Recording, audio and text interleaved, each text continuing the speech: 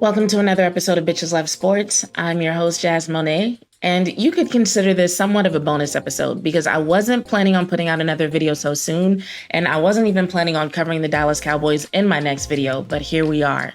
I know there are a few things that have been going on with the team since the offseason started, so there are several things that I have yet to speak on, but essentially, I like to wait until I feel like I have something constructive to add to the conversation before I start speaking on things regarding the team.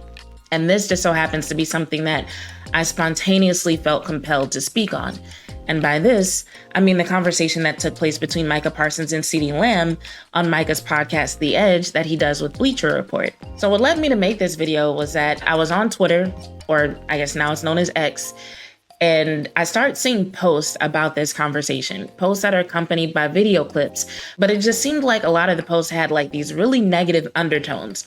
And so by about the fourth or fifth one, I was like, okay, there's no way that CeeDee and Micah just went on Micah's podcast and started talking all kinds of shit about Dak, saying things that kind of make the team look bad, saying things that make themselves look bad in terms of their perspective on the playoff loss or their perspective on their roles as teammates, right?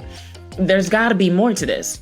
So I did what I always do, went straight to the source, went to YouTube to watch the full thing. Now, one of the first things I noticed when I got there was that the video was only at a little over 50,000 views. Now, the reason why that was kind of weird was because the posts that I was seeing on Twitter, a lot of them were at 300,000, 500,000, sometimes a million views, bunch of retweets, lots of comments. And so I'm looking at these numbers and I'm like, okay, so to say that a lot of people are discussing this and posting about this without the full context is actually a statistically sound statement. As a matter of fact, before we even get to context, they didn't even take in the full content, much less get to the context of the statement. And there's a reason why I feel like that's significant, but let's go ahead and start the video before I get too deep into that. What I basically got here is what I'll call an abridged version of the conversation, where I took what I felt like were some of the most honest and significant moments, and I put them together for us to talk about them. So it is in chronological order, but there are some parts that I skipped. So let's get into it.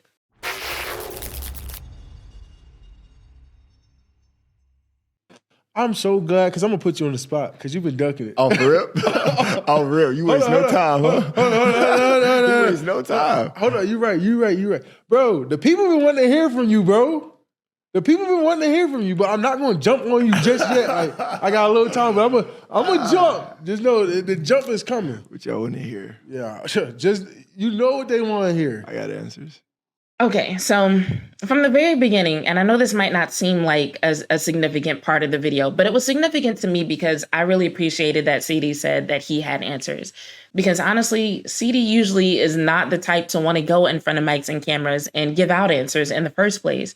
And that's also kind of what made the unfairness in the presentation of the conversation an even bigger deal to me, because I'm like, okay, this is something that he doesn't normally do, especially not for 45 minutes at a time. So CeeDee Lamb, of all people, decides to go on a podcast and actually answer for things he doesn't normally answer for. And the first thing that people want to do is take it out of context. And so if I'm CeeDee Lamb and I don't normally go to the media about topics like this, that might be it for me, honestly. I just might be like, you know what? Fuck it. I won't offer answers next time. I'm going to just let people think what they think because they're going to do it anyway. But anyway, we don't need to spend too much time on that. The next few parts of the video actually do tell us a lot about where CeeDee is in terms of how he feels about Dak and how he feels about being a Dallas Cowboy. It was brought to my attention that I won an award. Shout out. They ain't tell you until the day of? No, they ain't tell me that's at their all. fault. That's their fault. They ain't tell me at all. But shout out Dak, you know what I'm saying? Sharing that moment with you. We did that, man, 92 yards. Yeah, that was tough. I jumped out. So when he said shout out Dak, to me, that was one of the first significant moments because this was at a time in the conversation where he didn't have to acknowledge Dak at all. He and Micah were talking about CeeDee winning the award for Moment of the Year, and CeeDee was not at the NFL honors. He said it was because he arrived late and getting there just didn't fit into his schedule, so he wasn't able to make it. Micah ended up accepting the award. But the award didn't go to CeeDee and Dak. The award went to CeeDee. So from my perspective, for him to take the time and acknowledge Dak Prescott actually showed me that he does actually still feel that he does, contrary to what some people have been saying, still feel a connection to and appreciation of Dak Prescott. Otherwise, there's no reason for him to bring him up at all in this moment. You want to be a Cowboy for life? Absolutely. There's no secret about that. I think you owe a message to Cowboys Nation because they've been desperately trying to get your attention. So this is something else that also has come up. People questioning, whether CeeDee might want to go somewhere else because, he doesn't want to be with Dak anymore. Or I think when the statement on Facebook was made by CeeDee's mom about him possibly going to Houston, a lot of people put a lot of stock into that and started really believing that CeeDee might actually want to go to Houston or some other team. So I haven't heard a lot about that part. I've definitely heard a lot more about, not believing in Dak anymore than him actually leaving.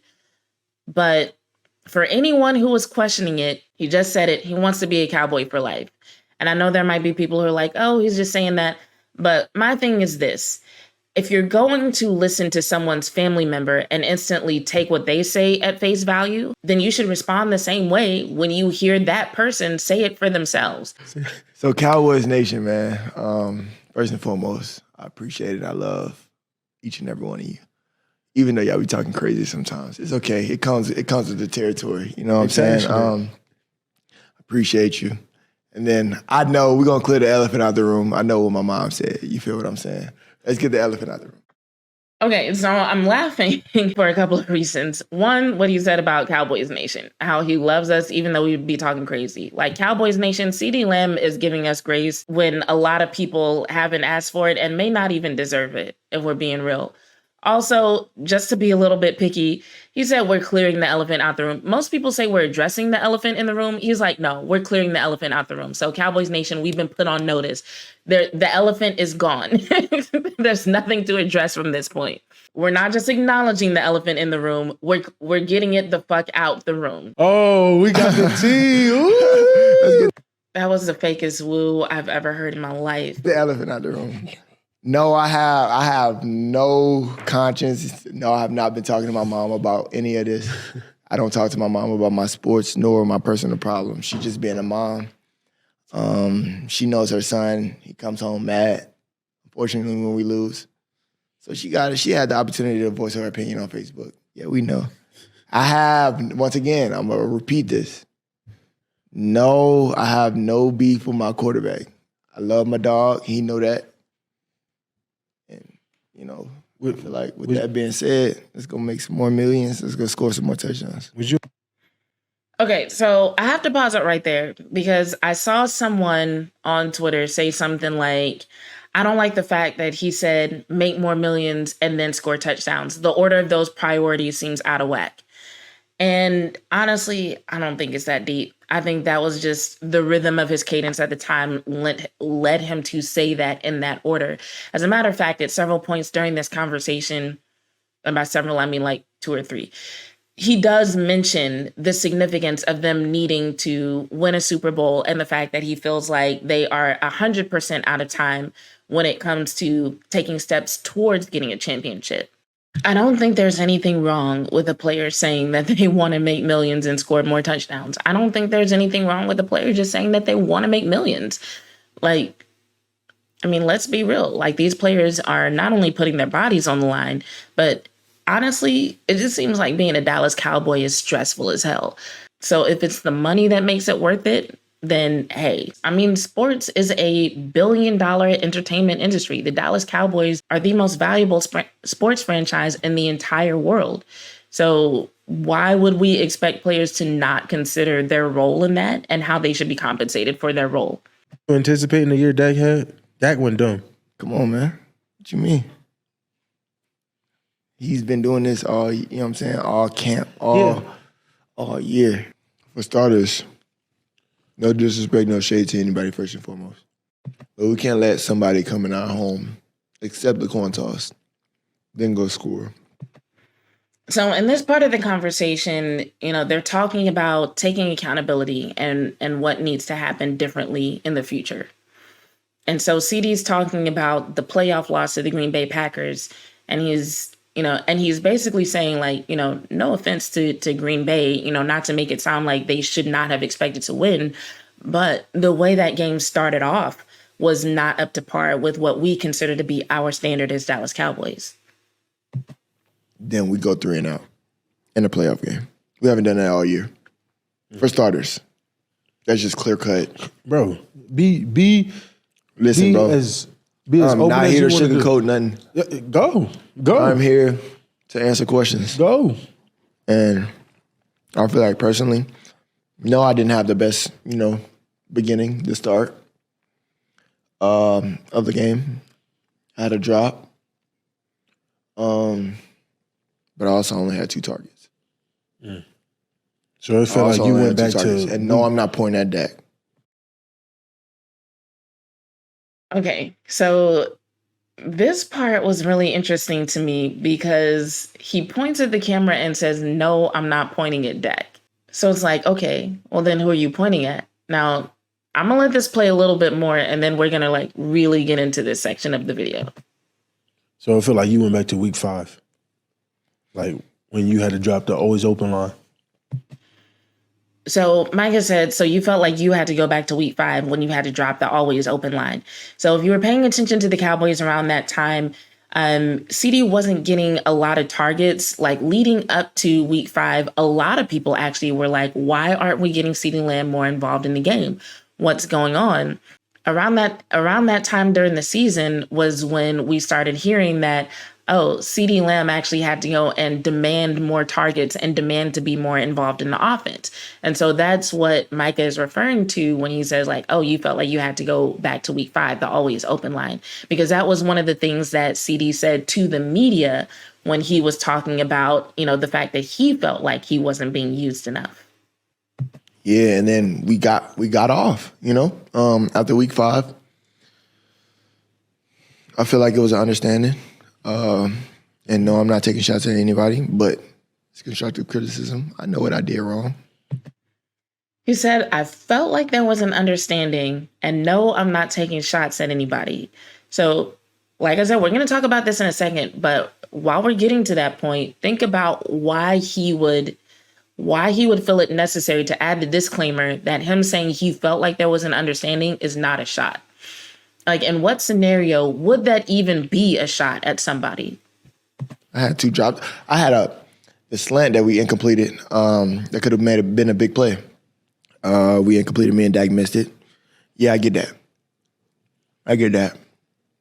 And I also I think we had like a second down. I ran like a hitch. The ball went right through my hands. I get that too.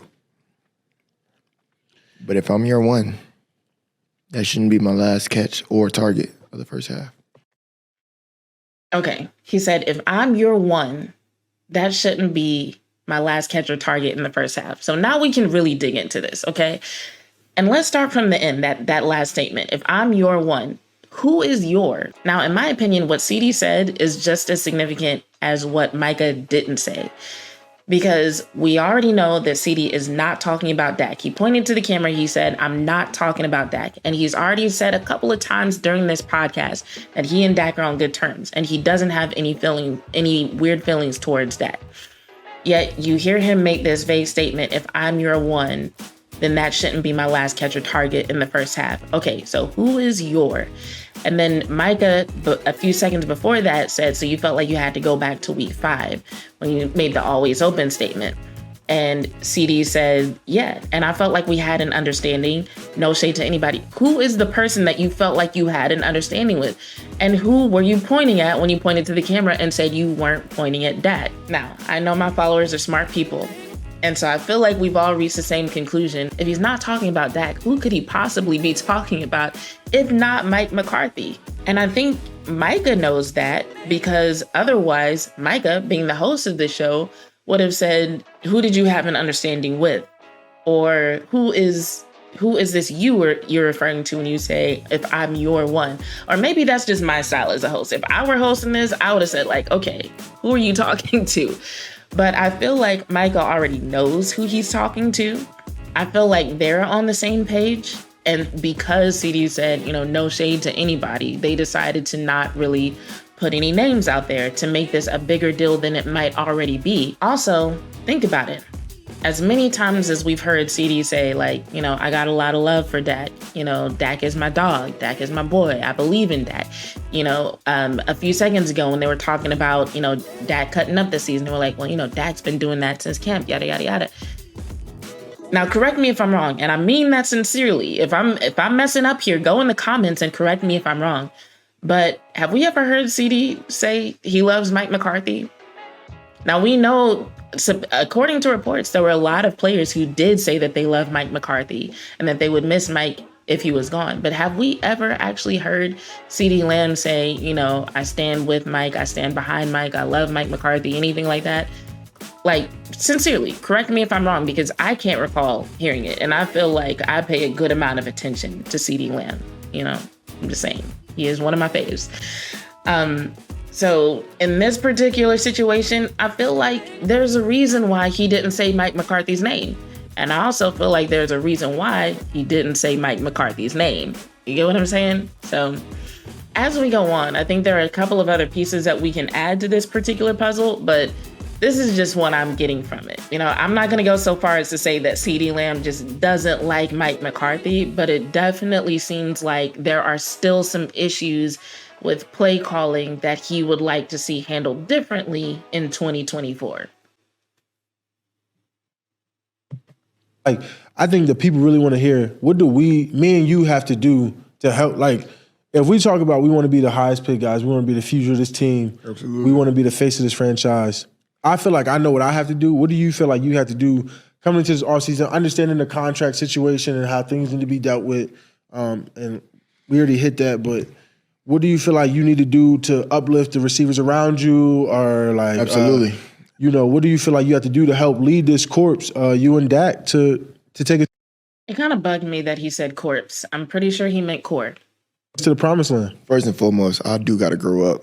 There's plenty of ways of me handling different situations. Me being mad is not one of the answers.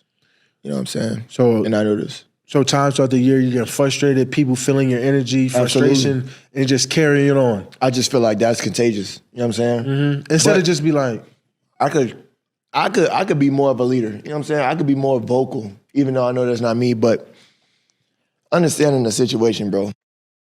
I was actually very impressed when CeeDee said this, because it's not something that a lot of people realize. And I say this as someone who played team sports for several years. There are so many people, and what makes it really frustrating is that a lot of times it's the most influential people on the team who just don't seem to acknowledge how contagious their attitude is and how the attitude they bring to the bench affects everybody else on it. Like, this is something that I've seen literally affect the outcome of games firsthand, you know, where just someone being so angry or having such a negative attitude just kind of, like you said, it's contagious. It's an energy. And I think if you're watching this and you've played team sports, you probably get it. You've probably felt that before. But I'm really proud of CeeDee for acknowledging his role in that and also acknowledging that he could be a leader. And it actually made me think about something that I said about Dak Prescott in the past, because in the past I've been critical of Dak because of how the team has looked on the sideline or when they're dealing with the loss. I've talked about Dak as though it was his responsibility as, quote unquote, the leader of the team and the leader of the offense to kind of get everybody's morale up. And when CeeDee said, you know, I could be a leader too, it just really kind of made me think about the fact that, like, yeah, when you are in a situation dealing with that many people, sometimes it does actually help to have more than one leader, as long as those leaders are on the same page and on one accord about what's supposed to happen. And I can't even think of situations myself where I've had to do that. You know, on one of my teams recently, I was a player, captain, and coach. And even with me having such a significant role on that team, I can think of a couple of situations where I had to go to another player who also had influence on the team and said, hey, can you talk to this person for me? Hey, can you talk to the team about XYZ? Hey, can you handle such and such? And so, yeah, that does have a certain level of responsibility, but to put it all on him definitely doesn't make sense. And, you know, this is something that I definitely should have spoken more on sooner. Just the fact that people like CeeDee, like Micah, and probably a handful of others definitely influence what the attitude of the team is, how, like, what their disposition is on the sideline or when they're dealing with adversity during the game. And they can use that influence and they can use that role to do a lot more good than they've been doing. So I'm really proud of CeeDee for acknowledging that. If I'm going to take this label of being one, I take full accountability, bro. If I want to take this label of being one, I can't. It's times where I got to get out my shell. You know what I'm saying? My comfort zone. And you got to rally the offense. You feel me? And Dak, find me. Like, Dak, come on. Or, Dak, I'm not open on this. You got B Cooks on whatever. Or you got MG on this. I could do this and do, you know what I'm saying? There's plenty of ways of doing Feedback. Instead of just getting angry, down. So that last part, what he said, that was actually one of the parts that was taken out of context. That when I finally heard it, I was like, okay, he's not at all saying what people were saying that he was saying. There were a couple of people who took that statement of him saying, you know, I could be like, Dak, come on, Dak, do this, as him saying that Dak is falling short as a leader. And so he needs to step up and be a leader so that he can get Dak in line. I don't think that's what he's saying here. I think he's acknowledging that Dak is one of the people that he communicates with most and that he could handle that communication differently to make it more constructive. He's acknowledging that he can be a leader and take his role as one more seriously, but he's not about to sit here and pretend like he's going to be the one addressing the entire offense. That's something that Dak is still probably going to do. Like if you watch Sounds from the Sideline, you see Dak talking to the O-line, talking to different people who are on the field with him at different times, the tight ends, whoever, yada, yada, yada. And I think the reason why CeeDee mentioned Dak's name twice isn't because he feels like he has to get Dak in line. It's just because he knows, based on his experience, that's usually who he's talking to. And so if he's going to change his attitude and change how he communicates, that's where it's going to start. So I just think people need to like go back and listen to this and just examine it a little bit differently and really think about what he's trying to convey in this moment of the conversation. And quiet and then nobody have answers. And now we look defeated on the sideline. We down 14. Bro, I played in the Big 12, bro. We scored 55 every week. Yeah, I know what it's like to score touchdowns. And y'all don't play no defense for sure. Or maybe the offense is just that explosive. Okay. I'm going to pause from the Cowboys talk and just say, CeeDee, I love you, but the Big 12 is not known for defense. I'm sorry. But I get what you're saying, though. Like, if you're down 14, the game's not over, by all means. You know, that on that part, you are on point. But, like, let's not pretend like the Big 12 is known for defense. That's not a thing. But it's okay. You said y'all could be the number one offense. Non-negotiable. Non-negotiable. So you're and please say this to the world, the people, that Dak can take us there. Please. Dak can definitely lead us. He just also need other leaders. And that's why I'm pointing at myself. Because I can help him. You know what I'm saying? It's only so much he can do. He already got so much on his plate. You feel what I'm saying? So much. He got the hardest job in America. Man, come on, think about it. Now, I know people are going to feel a way about them saying that that Dak Prescott has the hardest job in America. And people already do feel a way about it. But let's not focus so much on the semantics of that statement and just really think about what they're saying, which is they're acknowledging that Dak has a lot on his plate and that his job is not easy. And CeeDee is saying, like, I can help. I don't think there's anything wrong with that. I don't think that that's saying anything negative about Dak Prescott or suggesting that he's, you know, not a good leader. But as we've already discussed, like, yes, sometimes when you're dealing with a lot of people, you have a lot on your plate. Like, it doesn't hurt for CeeDee to step up and do something to help, especially since, as he said, he impacts the disposition, the attitude, the overall demeanor of the team anyway. So him acknowledging that he can take that negative impact that he's having and turn that into a positive impact is 100% a good thing. Hardest QB job. It's the hardest job in America. You're the quarterback for the Dallas Cowboys. The hardest job in America. No cap. And that's why I say self-reflection. You got to have a lot of that. And I've thought, you know what I'm saying? No, that playoff game didn't end the way we wanted it, nor did I have the beginning or first half of the game that I wanted. But I've learned so much from that playoff game, believe it or not. We've won plenty of games, bro. Okay, so I really liked him acknowledging that he's learned a lot since that playoff game. One thing that I've said, and I've said this about different athletes on different teams, I always say there's some things that you don't know until you know. And for those of us who are frustrated by how that loss happened, it might not make us feel any better. But the fact of the matter is, they clearly do still have some things to learn. And maybe it's not strictly in the X's and O's. It sounds like there are just some things in terms of interpersonal interactions, or maybe game preparation, game communication, and things of that nature that could have gone better. It sounds like there are some less tangible things that impacted the outcome of that game, as well as some tangible things that they do mention later. Sounds like it's a combination of both. It sounds like there are some realizations that they had to come to during that game and after that game that if they could go back and handle those things differently, they would. But unfortunately, you don't get to do that. I think him admitting that he's learned a lot is actually more vulnerable of a statement than he's gotten credit for. Because for him to admit that he's learned a lot means that there are a lot of things that he doesn't know. And because of his position and how long he's been in the league, like there's so many things that he's expected to know and so many things that he's expected to be good at. For him to admit out loud that there are things that he still has to learn in order to be the champion that he wants to be and that so many fans expect him to be, I think he's definitely opening himself up for a lot of criticism there. And I don't know if he realized he's doing it, but he is. So I personally really appreciate him sharing that with us, both because he's opening himself up to criticism, but also because he's acknowledging that he understands that he needs to do better. He's not pointing fingers here. He's not saying hey, so-and-so should have told me this. So-and-so should have coached me better. He's just saying that, hey, I learned a lot. And I feel like that in itself takes a lot of accountability, vulnerability, and self-awareness to even say out loud.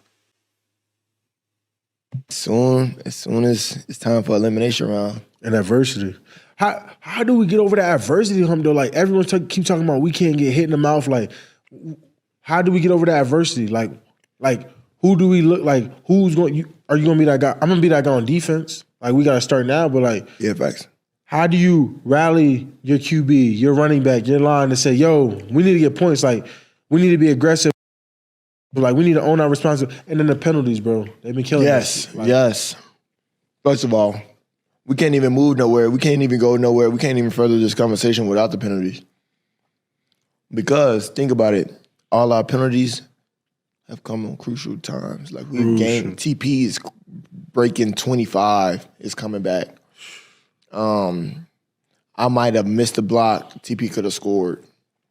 Bro, it's plenty. It's so much that we could fix that we have to. And I know we say this every year. You know what I'm saying?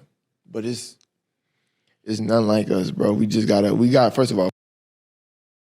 This is something else that I'm really glad they acknowledged. And the reason why I'm glad is because both Micah and CeeDee are very aware of how they're talked about and how their sound bites are often used.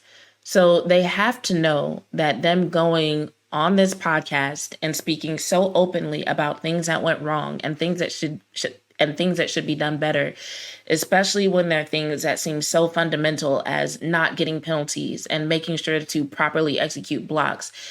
They have to know that these statements are going to be examined, picked apart, and discussed ad nauseum, But still, whether it's for their own therapeutic benefit or for the sake of answering fan questions, for the sake of clearing the air, honesty, whatever, they're just putting it all out there. So for anyone who may have wondered if they took certain things seriously, or if they recognized certain flaws that they had, or if they recognized certain things that could or should be done better, now we know. They're literally stating it. We got to win. If we win, when we win. It's closer than we think, bro. It's closer than we think. Because in the playoffs, it's all about runs. Runs.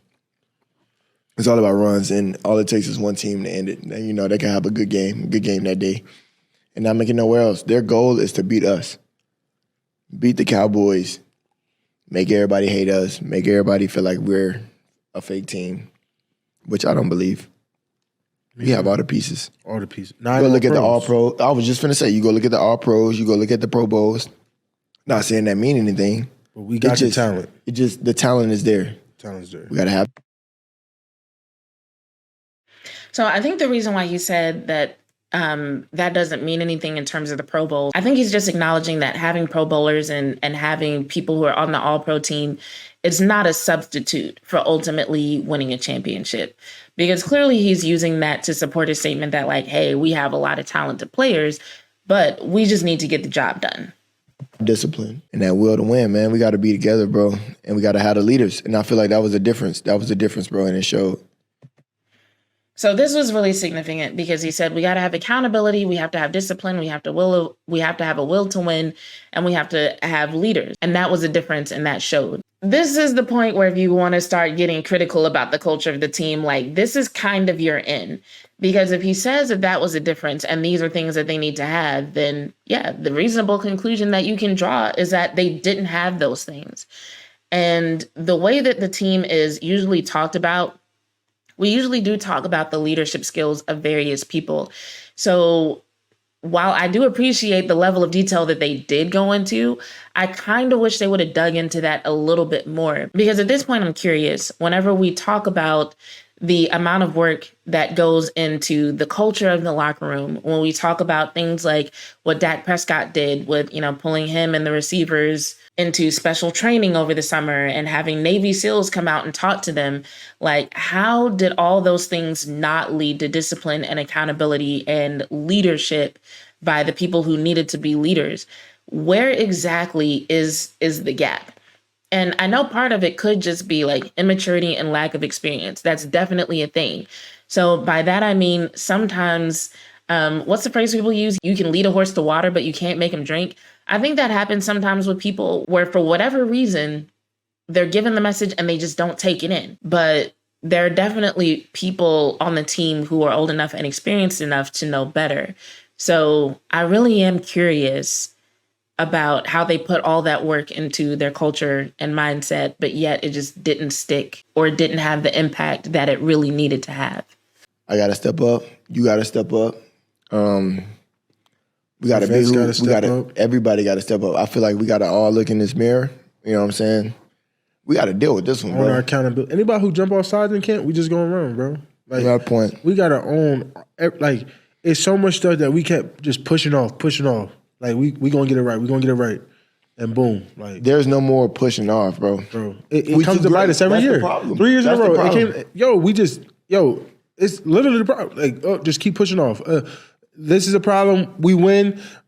And they just think, because we're winning, we're not learning. That's the thing. And it comes and bite us, bro, every time. I can't make it up. I get it that we win, but you got.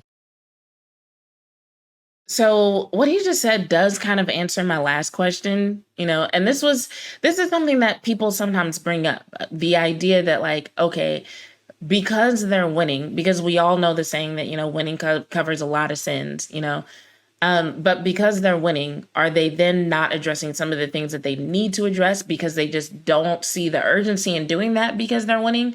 And if that's the case, that would be really disappointing. And I guess I can't say that it would be disappointing because it definitely, based on Micah's statements, it sounds like that is the case. And to me, I put that on leadership and coaching because, yes, there are individuals who will have that attitude. Like, okay, well, I don't really need to work so hard on this because it's not an issue. But it's definitely up to coaches to be like, hey, I know you're winning, but let's talk about some of the ways that one was kind of lucky. Let's talk about some of the things that we need to improve so that some of these better teams don't take advantage of what we got away with against some of these weaker teams. And that's actually something that CeeDee starts to address with his next statement. Gotta realize how we winning. You know what I'm saying? Amen. Like some of these games. They don't beat good teams. Some of these games, we probably get one flag less than the other team and we was just fortunate, you know what I'm saying? Rather than just playing a complete game, less flags, just straight out domination. You know what I'm saying? Once we put those games together in series of this season, then maybe people will start believing. Maybe. And if they don't, that's not why we playing. We playing to go get a ring anyway. So once again, for people who are not satisfied with CeeDee's level of enthusiasm about wanting a Super Bowl ring, he mentions it again. He also mentioned the need to be a more dominant team and a more complete team.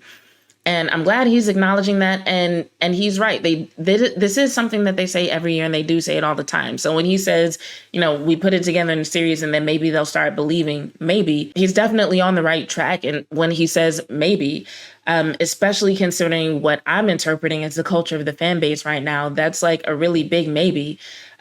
Because the way some people are talking, it really seems like they might not be willing to believe again until they actually see it happen. But I think the more important part here is the fact that he's acknowledging that, like, as much as they talk about being a dominant and complete team, they need to handle some things differently in order to actually be that team. And, I also like what Micah said about not standing up for certain behavior starting in training camp. Like, no, nip it in the bud then. And then hopefully by the time the regular season comes around, by then it's second nature, So if we go get a ring, they ain't got no choice. That's 100. Before we go, is there anything you want to ask me? I know I put you on the hot seat all day. Yeah, it's burning up over there for sure. But nah, bro. What do you feel as if, not even that the people want to hear, what do you feel that we need to do as a team, as a unit, and us as the upcoming leaders? Granted, we are the leaders, but understanding this role that we in, that you feel like we got to do to go. You say we got to get over this hump. For me, we need to establish our culture. We need to identify our captains early in the season. We need to paint a better picture of who we want to be, fix our mistakes. People need to have way more accountability. I just think we let things slide too often because we know we're good. And absolutely. So that's all about me. This, for me, was probably the most alarming part of the conversation, because there's so much conversation about the culture of the team and the culture that Mike McCarthy is building. So for him to answer the question of what do we need to do differently, and he's like, yeah, we need to establish a culture. We need to pick captains early on and have accountability. I'm listening to this and I'm like, wait, y'all don't have those things? Y'all didn't have those things? What the hell is going on? If I'm being quite frank, like, that's what's going through my head. I'm like, what the hell is going on with this team? Because all the information we're presented with suggests that, there's this strong locker room culture and that people are in lockstep. They're on the same page about what needs to happen. And, there are just these moving speeches that are given all the time that, motivates people to find their why and work hard and understanding what they need to do and why they need to do it. And then you have two of the biggest stars on the team, two of the up-and-coming leaders of the team saying, yeah, we need to establish a culture and have some accountability. And I'm just like, whoa, that not being in place is a huge ass problem. It kind of goes back to what a lot of people were saying right after that playoff loss. When people were saying that they wanted Mike McCarthy gone, it wasn't just because of the one loss, especially if you listen to people like, for example, Skywalker Steele. Shout out to him. He actually went back and looked back as far as Mike McCarthy's last few seasons in Green Bay and started noticing a pattern. And I think for a lot of people, they were like, okay, this keeps happening. The only thing that we can point to, because we see that our team is physically capable, we see that our team knows the X's and O's and has the pieces necessary to get this job done. So where are things going wrong? And I think that's why you've been hearing a lot of people saying they want coaches to come in who will instill a little bit more discipline in the team. A lot of fans are saying almost exactly what Micah Parsons is saying now. The thing is, when fans were saying it, fans weren't saying it from a firsthand perspective. A lot of fans were saying it based on what they were seeing on the field, and it was kind of perceived as drawing conclusions, But now that we're actually hearing players say it, I feel like it should be taken a lot more seriously. Now, what will taking it seriously actually do? I have no idea, because it doesn't really seem like Jerry Jones gives a fuck what fans think. Somebody was asking me the other day, they were like, man, is there anything that the Joneses could even do at this point to boost the morale of the fan base? Because everybody seems so negative. And I was like, yeah, there is, but they're not going to do it. They say they're going all in, but in my opinion, going all in would mean hiring a general manager for starters, But like, they're not going to go all in. They're only going to go so far, But It's just really interesting to hear Micah and CeeDee acknowledge a lot of the same things that a lot of fans and content creators were already saying in terms of the need for culture and accountability. And so now there's a little bit of a basis for people saying that. Hey, bro, I want to change the culture. I want to change the identity of what the Cowboys are. Cut the charades out. Cut the extra stuff out. I just want people to lock in for. I really do wish he would have been more specific about what the charades and extra stuff are. I think for a lot of us, we kind of know what he's referring to. For most of us, we hear him say those words, and I think there are very few among us who there's not something that instantly pops into our heads. And it might be slightly different for everybody, but we all have some inkling of what he means when he says we need to cut out the charades and the extra stuff among the Dallas Cowboys. 22 or whatever. 22 weeks, bro. 22 weeks. I know it's long. I would say. But it's so fun when you win it. I'm telling you that now. 7 months can change your life. 7 months, bro. And I'm ready. We got to lock in. Let's do it. Cowboy Nation. I love y'all. Don't ever question my loyalty to y'all. I apologize for the discrepancy earlier. You know what I'm saying? What my mom said. I had no control. I didn't know. You know what's crazy, though? I was actually asleep. You can tell CeeDee is sincere about something when he actually starts to get animated about it. When I was asleep and I woke up and found that out. Like, I'm waking up to crazy calls like, yo, you telling your mom this right after the this and you don't like this? And I'm like, bro, what? Bro, I just woke up from a nap. What are you talking about? But it's okay, though. You know what I'm saying? I'm glad I came on here. Appreciate you for having me. Of course, bro. And you've been terrific. I appreciate you, CeeDee. Okay, so that's pretty much the whole conversation. So yeah, I really appreciate the two of them going onto Micah's podcast and being so candid and so open about everything that they said about the team. I know not all of it was 100% positive, but I don't think it was as negative as some of the posts that I saw on Twitter. I love seeing the maturity and growth in CeeDee Lamb. I feel like I've been acknowledging his growth in various ways ever since he joined the league, but a lot of that has been on the field development.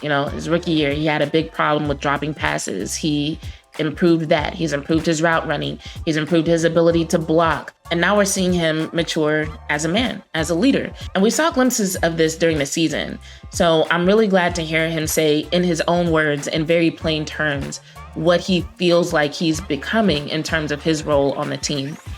And I do think it says something that he and Micah are together being open about this, because this isn't the type of thing that you normally hear from any players on the team, especially with them acknowledging a lack of accountability, a lack of discipline, and a lack of culture. Usually even when other players are acknowledging some of the flaws of the team, going that deep into it is not something that we hear very often. And part of that might be because, some of the leaders on the team are relatively quiet. Like, Dak doesn't go in front of the media a lot outside of post-game press conferences and media availability.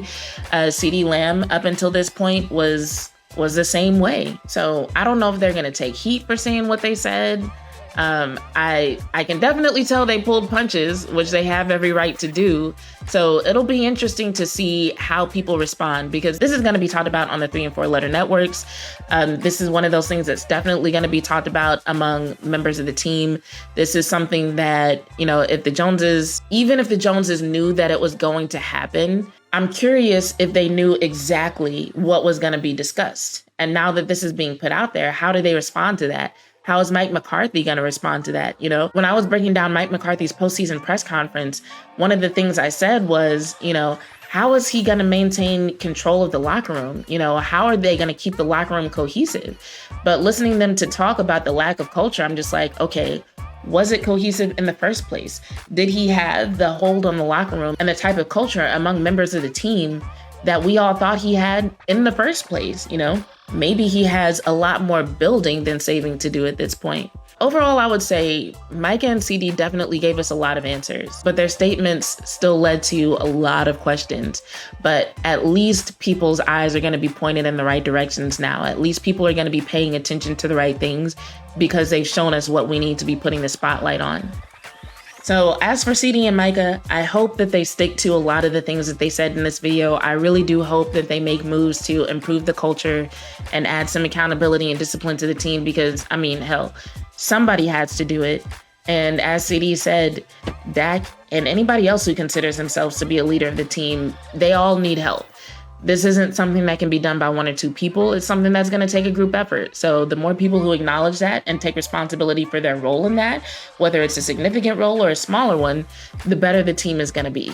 Something else that's interesting about all this is that somebody told me that it was going to be a busy offseason, and I was like, oh, no way. We're not going to hear nothing coming from the Cowboys, because I was convinced that after the way they exited the playoffs, just any news, any developments would be under lock and key. And boy, was I wrong. This is actually kind of a lot if you think about it, considering the fact that it's only February. We haven't even gotten into free agency, drafts, interviews. There's a lot of off season left, you guys. So I feel like this is just the tip of the iceberg. So we'll see what happens. It's going to be a fun year. But in the meantime, I'll just keep bringing y'all my perspective on the things that happen as they happen. And hopefully this time next year, we'll have much better things to talk about when it comes to the Dallas Cowboys. That being said, please like, share, and subscribe if you enjoyed this video. Until next time, this has been a special episode of Bitches Love Sports. I'm Jazz Monet, and I'm out.